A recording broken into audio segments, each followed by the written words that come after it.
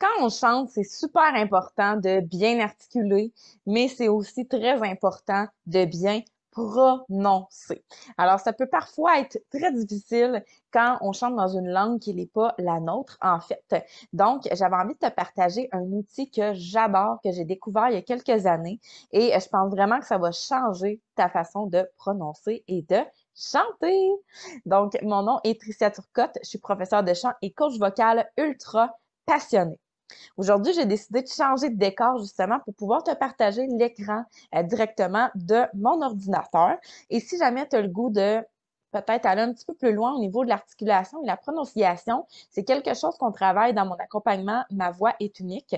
Donc, il y a un module complet dédié à ça. Donc, articulation et prononciation. Alors, si tu n'es pas déjà abonné à ma chaîne YouTube, je t'invite à le faire dès maintenant en allant activer la petite cloche que tu vas voir juste dans le bas de l'écran pour ne rien manquer des prochaines capsules. Alors, comme je disais, justement, quand on chante dans une langue qui n'est pas la nôtre, ça peut parfois être difficile d'aller bien prononcer les mots. On sait comme pas trop comment prononcer ça et on y va beaucoup plus au son qu'autre chose.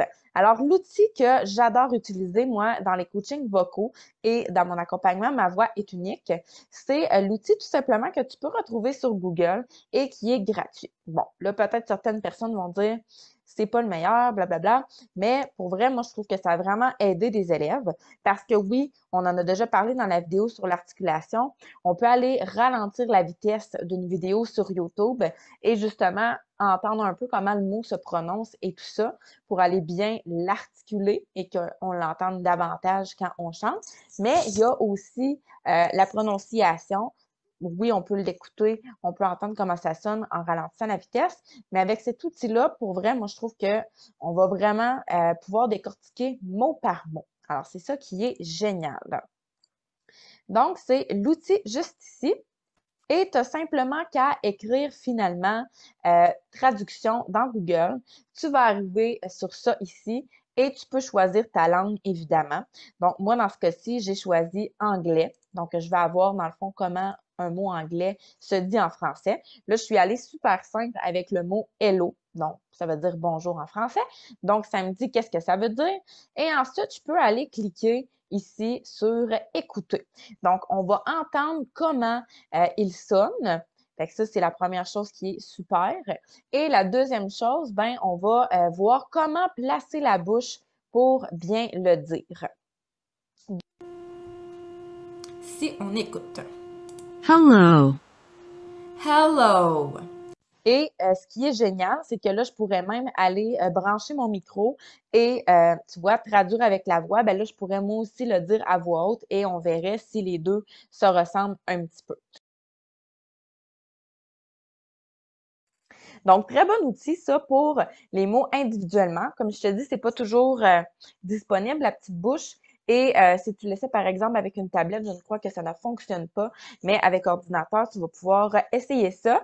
Et moi, je dis toujours aussi à mes clients, essaye de garder le plus possible ta voix.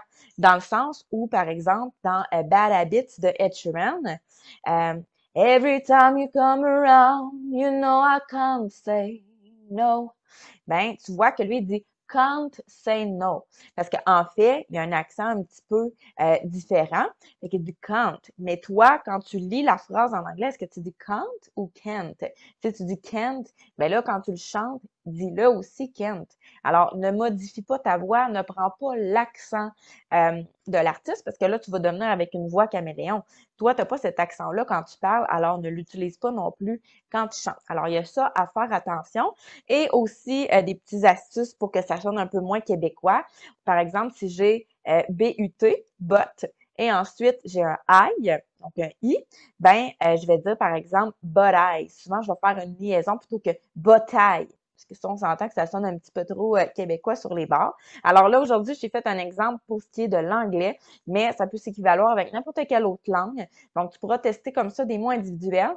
C'est vraiment un mot à la fois parce que si tu mets le paragraphe au complet, oui, ça va te le lire, ça va te le dire, mais tu vas moins bien entendre chacun des mots individuellement. Fait que je t'invite vraiment à le faire un mot à la fois. Donc, outil gratuit sur Google, tu écris traduction et ça va vraiment t'aider à aller mieux prononcer. Puis sinon, ben, j'ai envie d'ajouter en bonus, écoute beaucoup de musique dans d'autres langues pour former ton oreille. Il y en a même qui apprennent à parler d'autres langues en écoutant justement des musiques d'ailleurs. Donc, ça va vraiment t'aider si tu formes ton oreille. J'en ai déjà parlé dans la capsule sur l'oreille musicale que tu pourras aller revoir. Et je t'invite aussi à aller revoir la capsule sur l'articulation, donc un truc incroyable pour bien articuler. Alors, j'espère que ça va t'avoir guidé aujourd'hui à bien prononcer, mieux prononcer dans tes chansons. Laisse-moi savoir en commentaire si tu connaissais ce truc-là et si tu as également d'autres trucs pour apprendre à bien prononcer. Donc, on se dit à très bientôt pour une prochaine capsule.